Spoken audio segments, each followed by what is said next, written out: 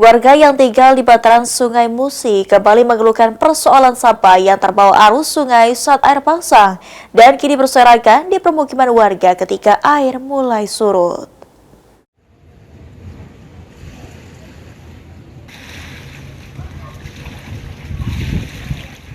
Beginilah kondisi bantaran Sungai Musi di Jalan Ki Gede Ingsuro, Kelurahan 32 Ilir, Kecamatan Ilir Barat 2, Kota Palembang. Saat air sungai mulai surut, tumpukan sampah terlihat berserakan di sekitar permukiman warga.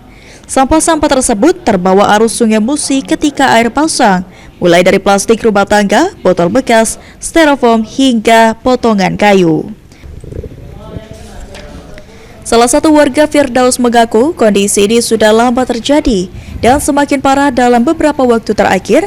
Selain itu mengganggu pemandangan, tumpukan sampah juga menimbulkan bau tidak sedap dan dikhawatirkan menjadi sumber penyakit terutama bagi anak-anak yang sering bermain di sekitar sungai. Meski sampah sudah dibersihkan, namun upaya tersebut dinilai percuma karena tumpukan sampah akan kembali datang.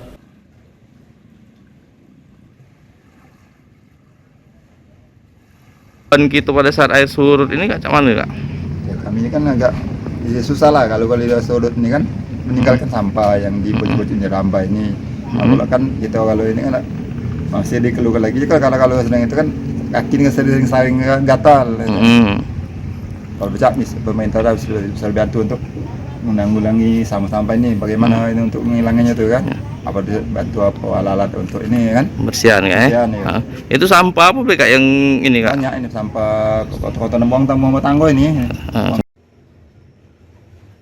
Firdaus meminta adanya pengelolaan sampah sungai yang lebih maksimal dari pemerintah, seperti pemasangan jaring penahan sampah, pengangkutan sampah secara rutin, serta edukasi kepada masyarakat agar tidak membuang sampah ke sungai.